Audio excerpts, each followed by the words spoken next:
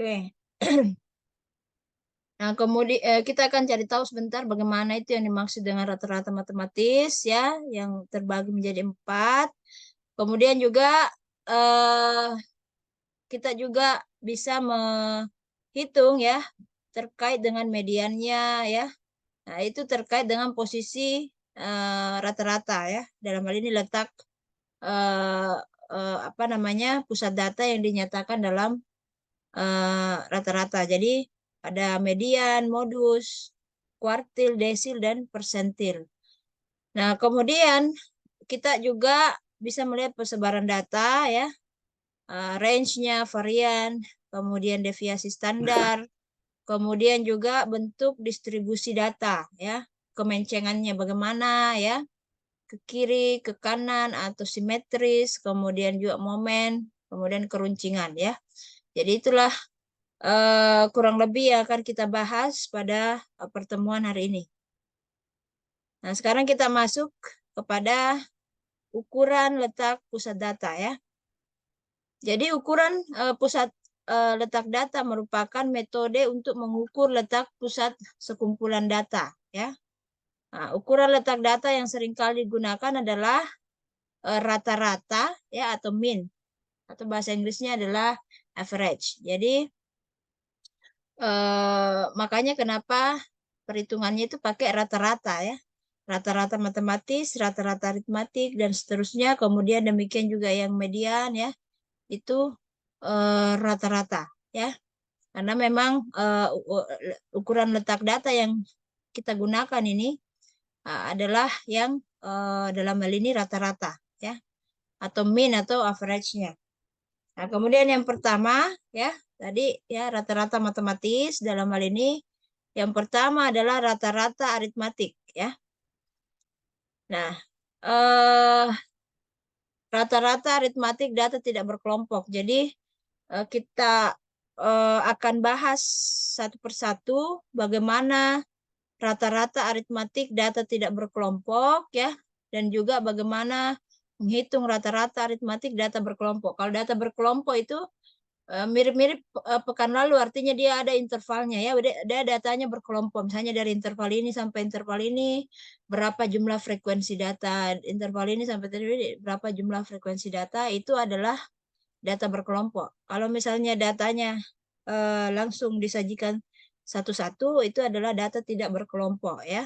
Dalam hal ini yang pertama akan kita bahas adalah rata-rata matematis, dalam hal ini rata-rata aritmatik data tidak berkelompok.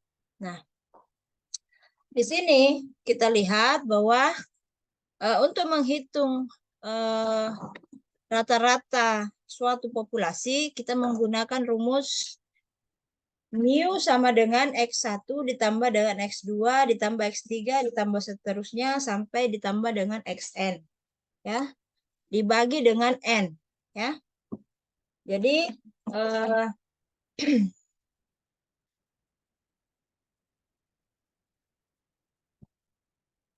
ini adalah rata-rata populasi ya. Nah, kemudian rumusnya adalah ini. Jadi X1 tambah X2 dan seterusnya, di mana X itu adalah nilai observasi ya. Nah, kemudian N itu adalah jumlah populasi ya. N besar ya. N besar itu adalah jumlah populasi. Nah, sehingga rumusnya itu sama dengan 1/N sigma I sama dengan 1 sampai N dikali dengan XI ya. Itu. Apa namanya? Mohon maaf kalau misalnya saya ada salah-salah baca karena pagi ini saya agak kurang sehat ya. Saya apa namanya? Kita coba maksimal saja. Nah, contoh ya, kita masuk ke contoh.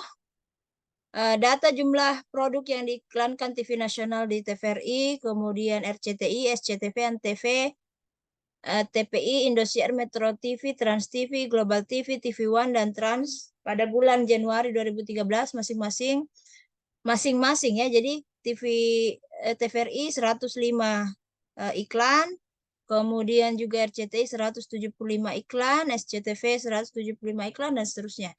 Ini contoh rata-rata populasi. Mohon diperhatikan ini populasi karena semuanya disebutkan ya. semua TV nasional itu disebutkan di sini. TVRI, RCTV ini bukan sampel ya. Nah, beda kalau sampel. Kalau sampel itu kita mengambil sampel dari populasi ya. Sedangkan kalau yang kita bahas pada slide ini adalah contoh populasinya langsung karena populasi TV nasional kita ya memang ini saja pada tahun 2013 itu ya. Eh, dan juga observasinya itu juga adalah dari masing-masing populasi ya, dari populasi dari masing-masing populasi. Dalam hal ini TVRI 105, RCT 175 dan seterusnya ya. Jadi ini adalah nilai populasi. Nah, sehingga kalau kita hitung rata-rata produk yang diiklankan pada bulan Januari 2013 tersebut ya, dengan rumus ini, yang penjabarannya adalah ini,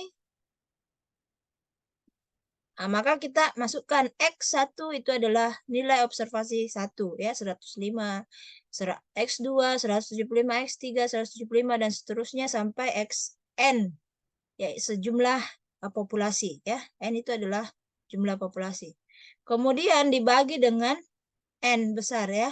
Dalam ini jumlah populasi. Jumlah populasi TV nasional itu berarti 1, 2, 3, 4, 5 dan seterusnya ada 11 ya. Ada 11 TV nasional. Sehingga kalau kita hitung mu-nya atau rata-rata aritmatiknya, maka 1793 dibagi dengan 11 itu dapat 163. Ya, jadi rata-rata iklan ya yang diiklankan pada tahun 2013 dari populasi TV nasional itu adalah 163 iklan yang kita dapatkan dari hasil perhitungan rata-rata matematis, dalam hal ini rata-rata aritmatik ya. Nah, seperti itu. Mudah-mudahan bisa dipahami. Kita lanjutkan karena cukup banyak pembahasan kita pada pertemuan ini ya. Nah, kalau misalnya ini tadi adalah populasi yang kita bahas ya, populasi. Kalau misalnya yang kita bahas adalah sampel ya, ini contoh, ini adalah contoh untuk sampel ya. Rumusnya serupa, yang membedakan adalah penulisan ininya ya. Kalau rata-rata populasi kita pakai mu ya. Nah, untuk rata-rata dan juga N-nya itu adalah N besar ya. Nah, kemudian untuk yang sampel ya, ini kita pakai X begini ya, untuk rata-rata sampel ya. Kemudian N-nya itu pakai N kecil. N kecil itu jumlah sampel. Kalau N besar tadi adalah jumlah populasi. X-nya sama ya, nilai observasi. Oke.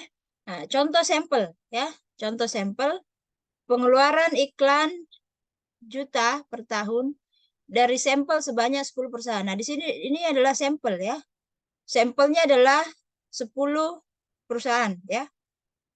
Karena bisa jadi perusahaan yang mengeluarkan iklan itu lebih dari 10 perusahaan. Mungkin ada 20 perusahaan, mungkin ada 30, mungkin ada 50. Yang kita ambil sampel 10 ya. Jadi ini adalah sampel. Sedangkan kalau yang tadi ini adalah populasi karena semuanya kita ambil nilai observasinya untuk semua populasi TV nasional ya.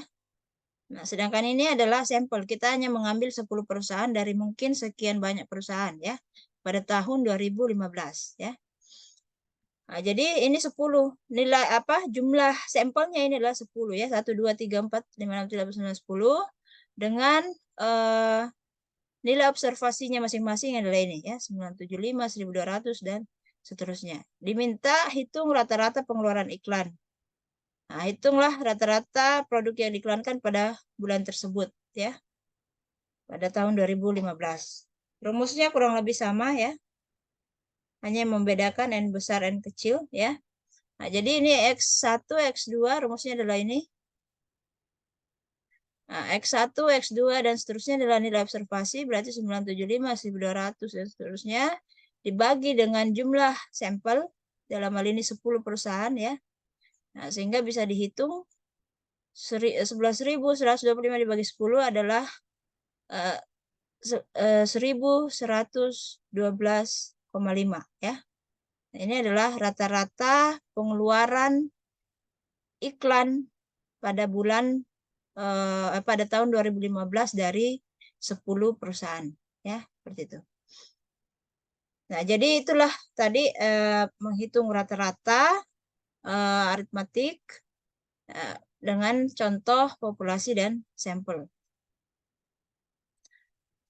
Nah, karakteristik penting daripada rata-rata aritmatik yang baru saja kita bahas itu adalah semua data dimasukkan dalam perhitungan rata-rata. Sekumpulan data hanya mempunyai satu rata-rata. Jadi dari sekian banyak data ini tadi datanya adalah 11, rata-ratanya ya hanya satu ya, yaitu 163. Ini tadi sekumpulan data, jumlah datanya 10, ya rata-ratanya cuma satu, 1112,5. Kemudian jumlah deviasi setiap observasi dengan nilai rata-ratanya sama dengan 0. Ini maksudnya apa? Jadi ini adalah karakteristiknya rata-rata aritmatik ya. Ini adalah kespesialannya rata-rata aritmatik. Kalau misalnya kalian hitung ya X-nya ya. Jadi X-nya itu adalah ini adalah X. Kemudian X yang ada tandanya di atas ini itu adalah ini. Satu saja nilainya. Jadi kalau kalian hitung, bikin di Excel 975, 1200, 1100, dan seterusnya, dikurangi ya. Dikurangi nilai ini 1112,5, 1112,5, 1112,5, dan seterusnya. Itu kalian tulis hasil pengurangannya di sini, ada yang minus, ada yang plus ya. Nah, kemudian nanti hasilnya ini kalian jumlahkan atau sigmanya ya. Nah, itu pasti nanti hasilnya 0. Ini. Ya itulah karakteristik daripada rata-rata aritmatik. Bisa dicoba ya. Nah, nanti sigmanya dari hasil pengurangan X dikurangi X rata-rata. Ya, itu hasilnya sigmanya setelah kalian jumlahkan semua untuk ke 10 ini. 10 nilai observasi ini masing-masing dikurangi ini. Nah, itu dapat nilainya 0 ya, itu. Nah, itu adalah karakteristik daripada rata-rata aritmatik. Oke, kemudian kita lanjutkan rata-rata aritmatik data berkelompok ya. Nah, kalau misalnya kita berbicara data berkelompok ya, rumusnya adalah ini ya.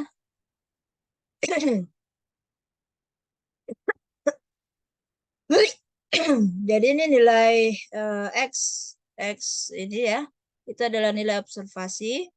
Kemudian F ini adalah frekuensi setiap kelas ya.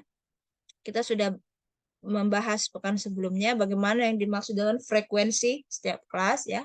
Sudah ada gambaran. Nah, kemudian M ini adalah nilai tengah setiap kelas ya. Jadi ada interval tertentu, nilai tengahnya berapa.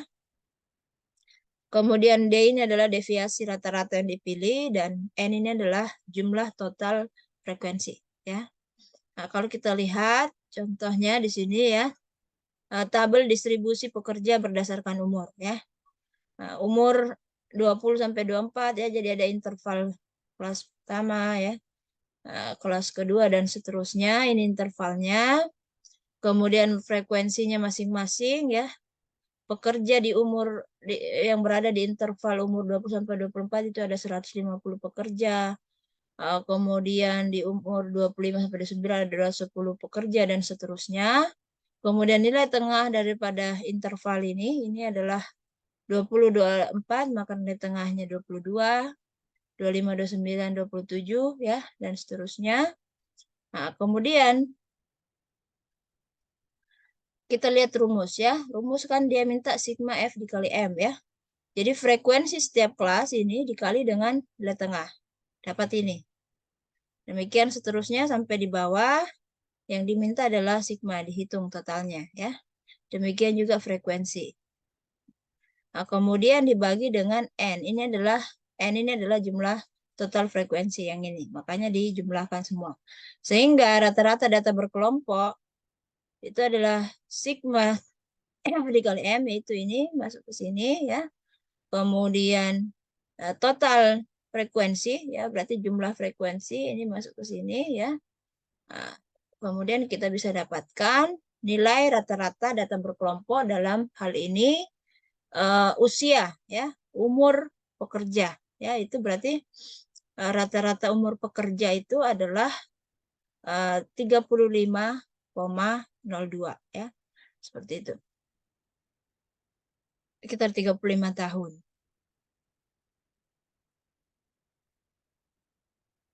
Oke. Itu terkait rata-rata aritmatik data berkelompok. Nah, ini sudah berarti ya rata-rata aritmatik. Kita masuk kepada rata-rata tertimbang. Nah, jadi rata-rata tertimbang atau weight mean ya, rata-rata ini berat ya, atau dalam hal ini kalau di Indonesia kan ya istilahnya tertimbang, adalah rata-rata dengan setiap observasi diberikan timbangan yang berbeda-beda. Digunakan jika sebagian besar observasi yang ada mempunyai nilai yang sama atau ketika data mempunyai makna yang berbeda-beda. Jadi ini rata-rata tertimbang digunakan kalau misalnya contoh seperti ini. Ada orang gajinya 9 juta, ada sejumlah orang punya gaji yang sama ya. Dalam hal ini misalnya ada 8 orang punya gaji yang sama, itu 9 juta. Jadi digunakan kalau nilai atau besar observasi yang ada itu punya nilai yang sama ya.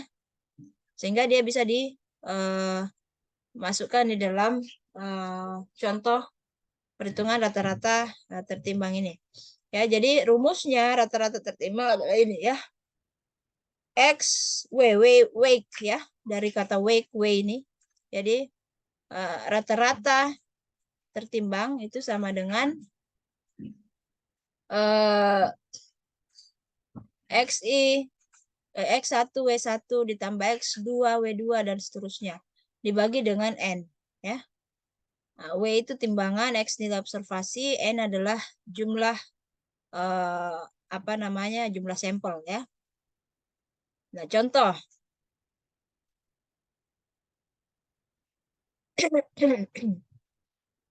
contoh ini ya, jenis pekerjaan ya, senior manager ya, gajinya per bulan itu 12 juta, satu orang saja yang punya gaji 12 juta yaitu senior manager. Kemudian manager itu gajinya 9 juta. Ada 8 orang ya yang pekerjaannya manajer dengan gaji yang sama dan seterusnya. Nah, kita mau hitung rata-rata tertimbangnya ya. Rata-rata gajinya dari sekian banyak ini. Jadi kita gunakan rumus ini ya. Berarti X-nya itu adalah nilai observasi 12. Kemudian weight-nya ini adalah timbangan. Ini adalah ceritanya timbangan yang kita berikan ke masing-masing nilai observasi ini ya. Jadi kita observasi ada gaji 12 juta ada satu orang. Gaji 9 juta kita berikan timbangan 8 orang karena ada 8 yang punya gaji 9 juta. Gaji 7 juta kita beri timbangan 15 karena ada 15 orang yang punya gaji 17 juta dan seterusnya ya. Jadi ini adalah dalam hal ini adalah timbangannya yang kita berikan ke nilai observasi ya. Nah, jadi kita hitung X1 W1 berarti 12 dikali dengan 1. Kemudian ditambah 9 dikali 8 dan seterusnya ya. Nah, kemudian dibagi dengan jumlah jumlah ini ya. N itu jumlah timbangan ya. Ini kan. Kalau saya tadi salah bilang mohon maaf ya. Nah, jumlah timbangannya itu 1 ditambah 8 ditambah 15. Kemudian ditambah 10 ditambah 30 ya. Nah, sehingga ini kalau dijumlahkan yang di atas ini 369 dibagi dengan 64 hasilnya adalah 5,7656. Ya, jadi rata-rata gaji dari data yang kita tinjau, rata-rata gajinya adalah 5,7 juta ya. Dan ini make sense ya. Masuk akal karena kan kita lihat yang gaji 12 juta cuma satu orang. Kemudian gaji 9 juta 8 orang. Gaji 7 juta 15. Yang paling banyak gaji 4 juta. Berarti 30 orang. Berarti ya memang rata-ratanya sekitar 5,7. Seperti itu. Kemudian kita lanjut. Itu adalah rata-rata timbangan ya. Tertimbang ya itu tadi. Kemudian kita lanjut rata-rata geometrik.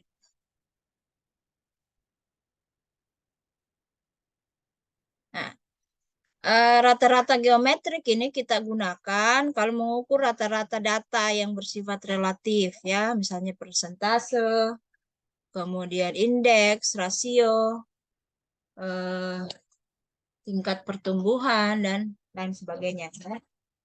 Nah, rata-rata geometrik ini mean geometrik ya, GM, mean, G-nya itu geometrik, mean geometrik itu rumusnya adalah ini. Kalau akar X1 dikali X2 dikali X3 ya. Nah, kalau kita tuliskan ini dalam bentuk itu bisa dituliskan juga seperti ini ya. X1 kali X2 pangkat 1/n ya, itu sama. Ini sama ini itu sama. Nah, jadi contoh rata-rata geometrik ya, dalam hal ini persentase ya, pada rata-rata geometrik itu yang untuk data-data yang bersifat relatif. Salah satu contohnya misalnya persentase ya. Nah, jadi ini penjualan suatu barang ya sampai akhir tahun tertentu dalam miliar ya. Nah, kemudian juga pertumbuhan penjualannya bagaimana, berapa persen. Contoh datanya seperti ini ya. 2008 110 miliar ya, 2009 116 dan seterusnya. Kemudian pertumbuhan penjualannya di tahun 2008 itu 5%, 2009 6% dan seterusnya ya.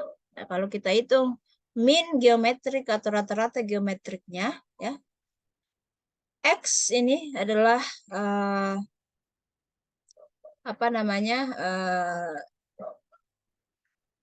nilai observasi ya. Dalam hal ini persentase ya, 5 dikali dengan 6 ya, X2 dikali dengan 4,5 sebagai X3.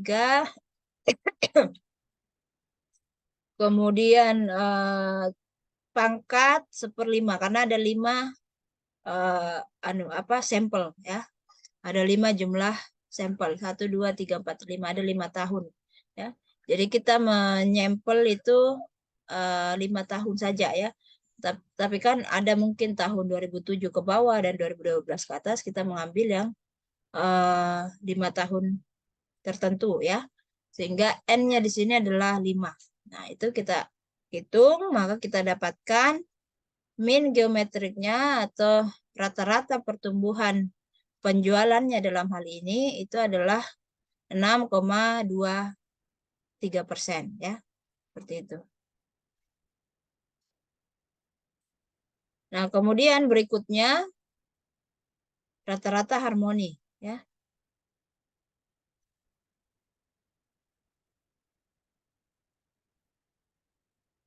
Nah, ini memang harus nanti adik-adik ulang-ulang ya, karena kalau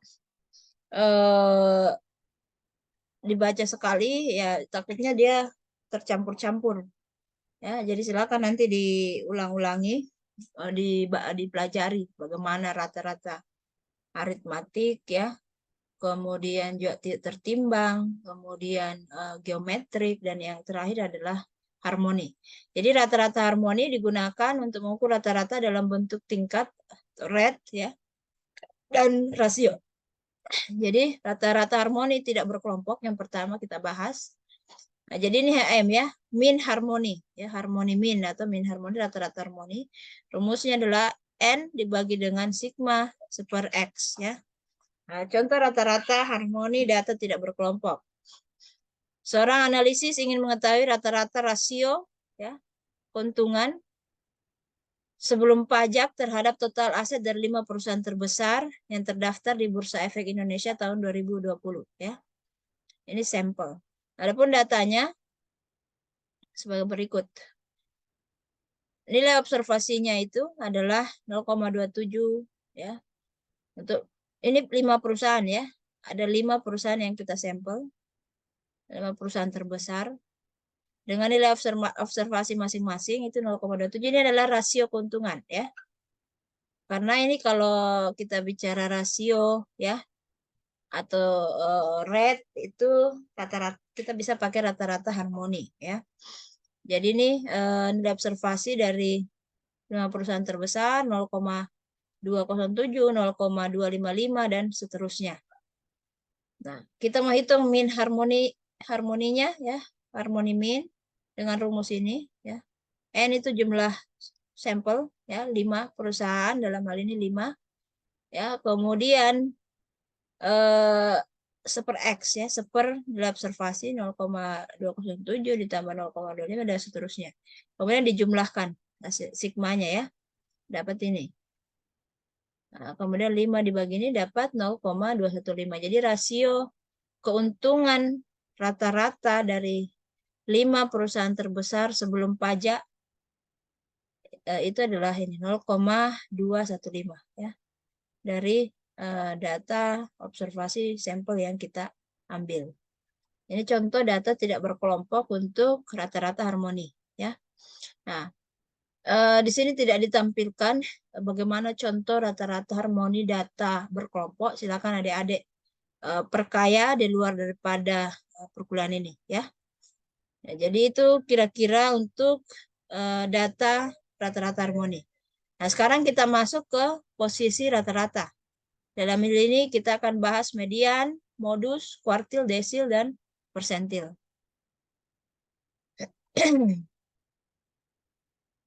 Nah, median ya. Median ini adalah nilai tengah. Mungkin adik-adik sudah mendengarkan sebelumnya di SMA di mana ya. Atau middle value dari sekelompok data.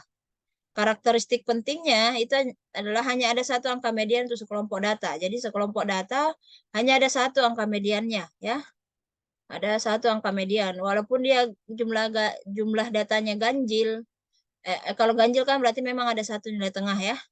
Kalau misalnya datanya genap, ada dua nilai tengah. Nah nanti ujung-ujungnya jadi satu ya, satu nilai median. Kemudian tidak terpengaruh oleh nilai ekstrim data, kemudian digunakan untuk mengukur data dalam bentuk rasio, interval maupun ordinal. Ini kita sudah pernah bahas bagaimana ini dimaksud data rasio, interval, dan ordinal. Nah, sekarang kita lihat contoh median data tidak berkelompok. Jadi, kalau dia datanya jumlahnya ganjil, maka untuk menghitung median data, ya, atau nilai tengah suatu data, sekumpulan data dengan jumlah ganjil, maka kita pakai rumus ini ya. N plus 1 dibagi 2. N itu adalah jumlah observasi. Ya. Jadi kalau misalnya 5 jumlah datanya ya. 5 ini kan ganjil. Ya. Nah, berarti N-nya itu 5. 5 ditambah 1, 6. 6 dibagi 2, 3. Berarti data ketiga setelah diurutkan dari yang terkecil, maka itu adalah median datanya. Contoh ya, median harga rumah tipe 45 di sekitar kampus teknik Goa.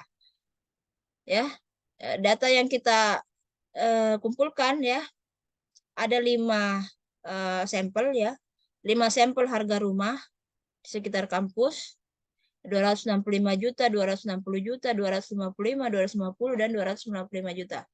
Nah, kalau kita mau menghitung median, kita urutkan dulu dari yang terkecil ya hingga yang terbesar. Jadi kalau kita urutkan yang ini, diurutkan yang terkecil menjadi begini ya, 250, 255, dan seterusnya. Nanti setelah diurutkan, baru kita hitung menggunakan rumus ini ya. N-nya berarti 5, 1, 2, 3, 4, 5, tambah 1, 6. 6 dibagi 2, 3. Berarti data ketiga 1, 1, 2, 3. Maka data yang ketiga itu adalah nilai mediannya. Ya. Jadi dalam hal ini, median harga rumah yang kita peroleh dari 5 sampel itu adalah 260 juta. Ya, seperti itu. Kalau misalnya datanya genap, ini kan datanya ganjil ya. Kalau misalnya datanya genap, maka kita pakai rumus ini. Ya. Median itu sama dengan N per 2 ditambah N per 2 plus 1 dibagi 2. Ini kalau saya jabarkan ya, supaya lebih mudah dipahami. Pertama, ini kan nanti kalau dia jumlahnya datanya genap, seperti yang saya sampaikan tadi, ada dua nilai tengah. Kalau kita lihat ya. Nah, maka yang kita hitung dulu nilai tengah yang di sini, nilai tengah yang di sini, ya, baru kita dapat mediannya. Nah, jadi pertama kita hitung dulu N dibagi 2, ya. Kemudian ini tahap 1, tahap 2, kita hitung N bagi 2 plus 1 ya. N bagi 2 ditambah 1 ya. Nah, itu. Ini N bagi 2 saja. Ini N bagi 2 tambah 1. Langkah yang ketiga, ini kita jumlahkan. Ya, ini kita jumlahkan, baru kita bagi 2. Ya. 1 ditambah 2 itu dijumlahkan, kemudian dibagi 2. Ya. Nah, seperti itu. Jadi ini kira-kira maksudnya data ini ya. Jadi ini saat pertama.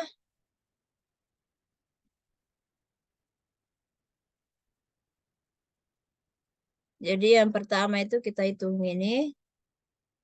N plus 2. Kemudian kita hitung N plus 2 plus 1. Ya ini satu kesatuan ini. N per 2 tambah 1.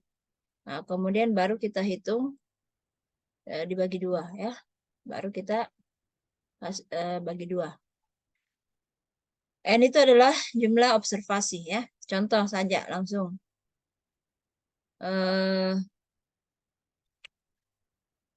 Median harga rumah tipe 45 di sekitar kampus teknik Goa ya. Kita ini tadi 26 dan seterusnya, tambah lagi, kita tambah sampelnya 1 sehingga sampelnya ada 6 ya. Genap jumlah sampelnya, jumlah datanya 6. Nah, kemudian kita urutkan ya. Ingat untuk mengurutkan, diurutkan dulu 250, 25 dan seterusnya. Nah, kemudian baru kita hitung ya. Berarti kan jumlah observasinya ini adalah 6 ya. Berarti yang pertama ini 6 dibagi 2. Berarti ini sama dengan 3 ya. Nah, berarti data yang ketiga 1, 2, 3, 260. Kita tulis dulu 260. Kemudian ini tambah. Ya ini tambah. Nah, kemudian yang kedua 6 dibagi 2 ditambah 1 ya. 6 dibagi 2 ditambah 1. Berarti 6 dibagi 2, 3 ditambah 1, 4. Berarti data yang keempat ya. Nah, berarti kita tambah data yang keempat 265 ya. Nah, kemudian itu kita jumlahkan, ini 260 ditambah 265 kita jumlahkan ya. Langkah 1 tambah langkah 2 kita jumlahkan, baru kita bagi 2 ya. Nah, sehingga kita dapat 262,5 ya, karena kita perlu hanya satu angka. Ada satu angka median ya untuk sekelompok data. Jadi kalau jumlah datanya genap, di mana mediannya ada 2 ya. Ini kan mediannya kalau kita lihat secara langsung karena datanya sedikit ya.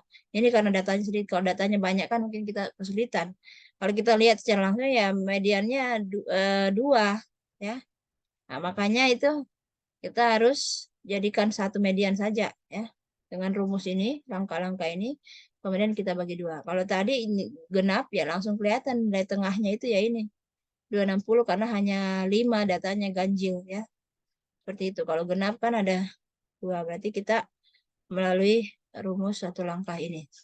Kalau datanya banyak ya, nah, maka kita hitung dengan begini sehingga kita dapat median untuk nilai untuk jumlah data genap. Nah, kemudian median data berkelompok. Ya, itu tadi median data tidak berkelompok. Kalau median data berkelompok, rumusnya pakai ini. Ingat, L itu batas kelas paling bawah dari kelas interval median. Ya. Interval median. Ya. Jadi kalau ada interval namanya data berkelompok, ada intervalnya berapa, batas bawahnya. Ya.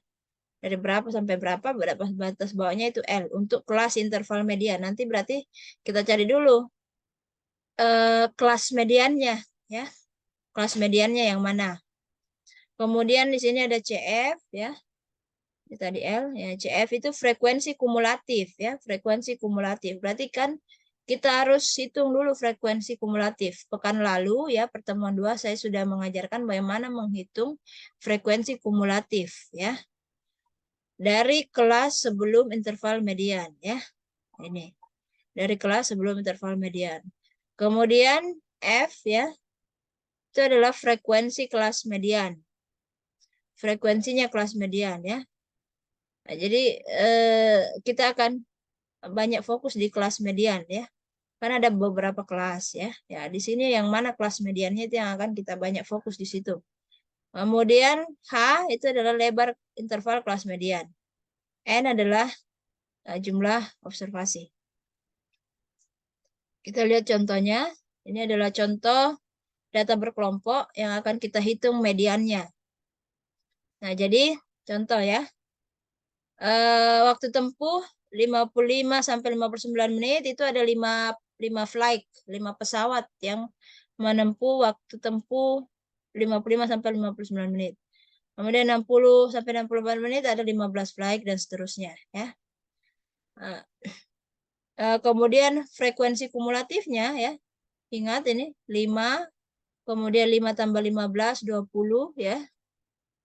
Kemudian 20 tambah 25 45, 45 tambah 10 55, 55 tambah 5 60, ya. Ini frekuensi kumulatif. Ini adalah frekuensi. Ini frekuensi kumulatif, ini frekuensi, ya, yang jumlah flight. Oke.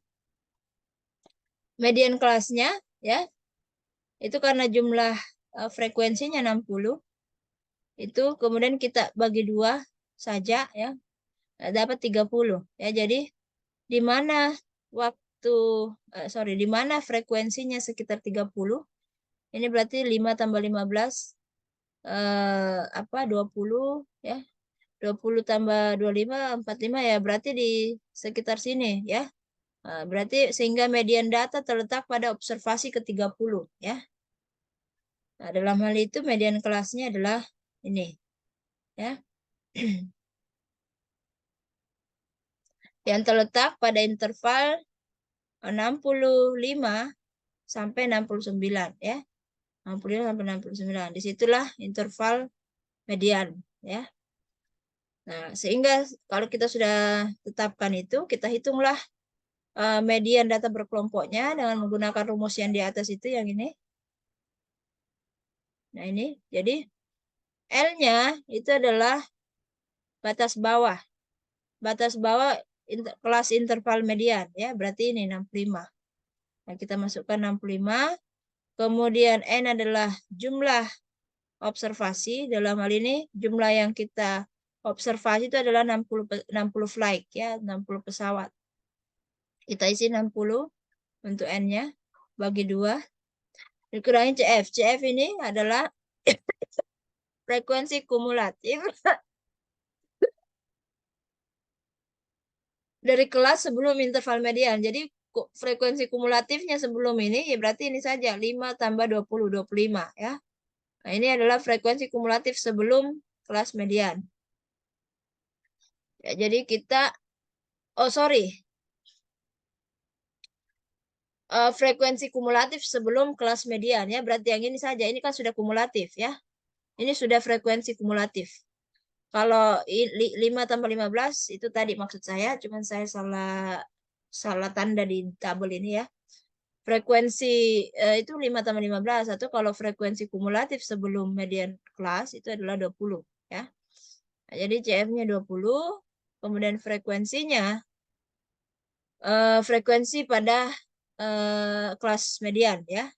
Yaitu frekuensinya, karena ini median kelasnya di sini, ya. Nah, maka frekuensinya itu adalah 25. Nah, jadi di sini 25, kemudian dikali dengan H. H ini adalah panjang interval kelas, ya, atau lebar interval kelas. Dalam hal ini 5, ya. 65 sampai 69. Dan yang lain juga sama, yaitu 5. Nah, sehingga kita hitung dapat 67. Jadi mediannya untuk waktu tempuhnya ya itu adalah 67 menit.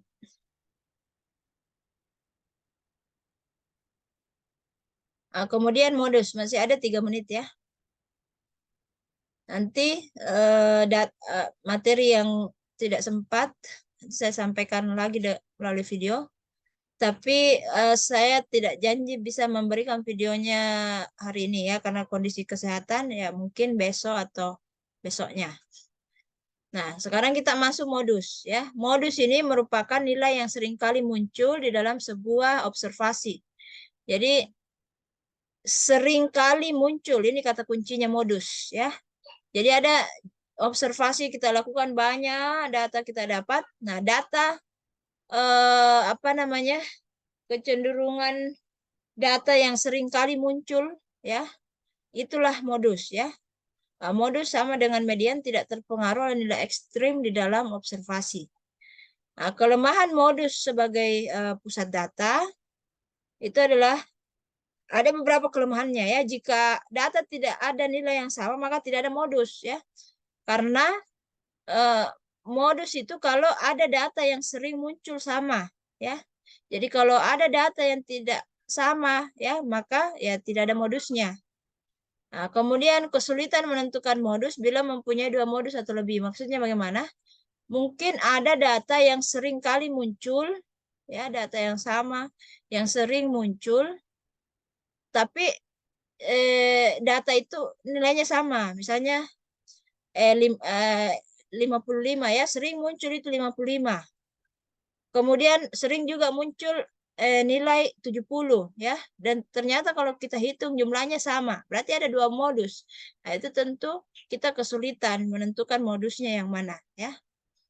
Nah, modus ini kurang mempresentasikan jika frekuensinya kecil di dalam modus ya. Jadi kalau misalnya data yang sering muncul itu yang nilainya sama, tapi frekuensi kemunculannya kecil ya. Ya, jadi ya kurang mempresentasikan sebagai modus.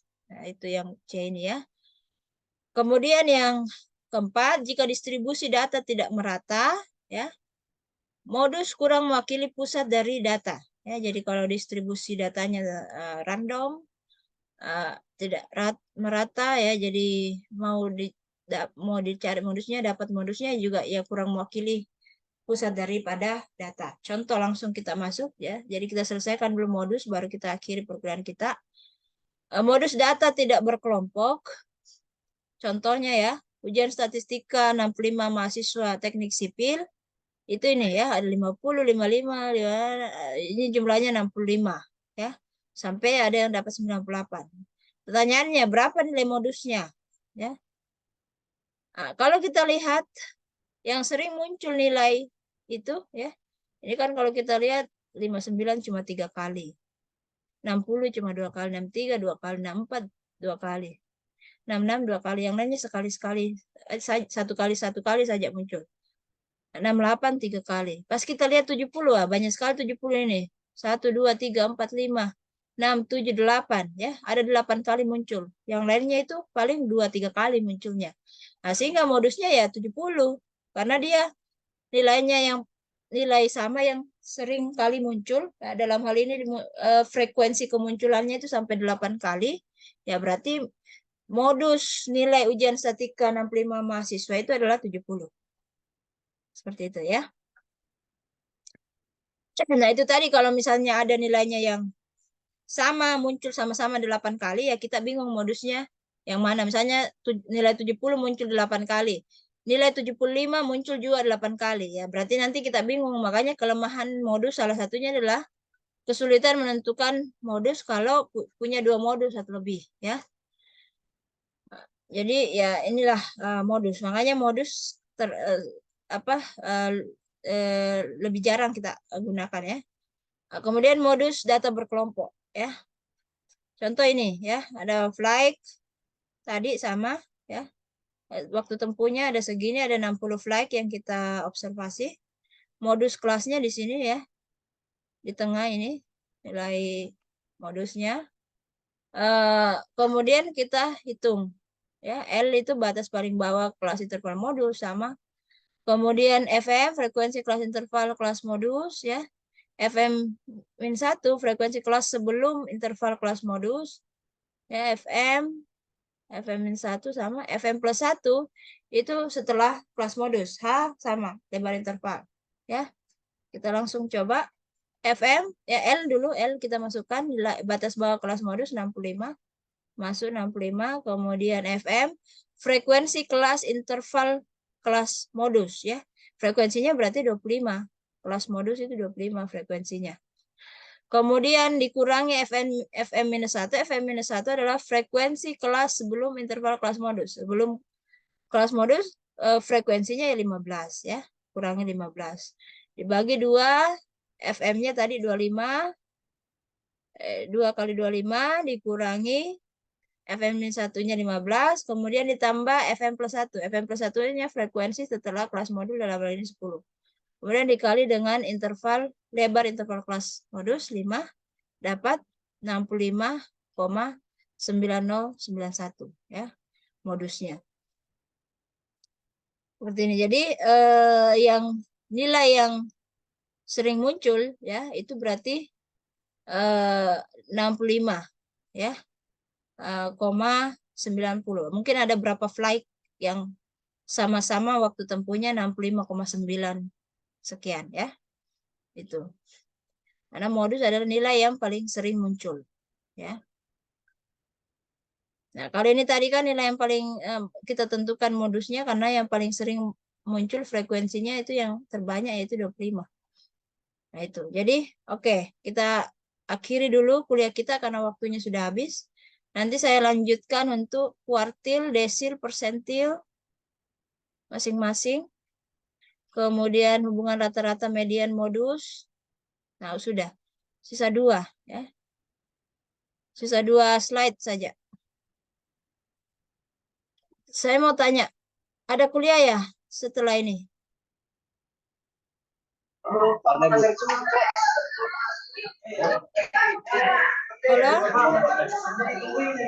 Halo? Ya, Bu.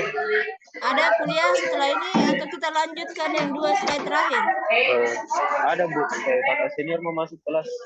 Sudah ada dosennya? Iya, Bu. Oke. Baiklah, saya akhiri. Selanjutnya saya sampaikan lewat video. Assalamualaikum warahmatullahi wabarakatuh. Waalaikumsalam.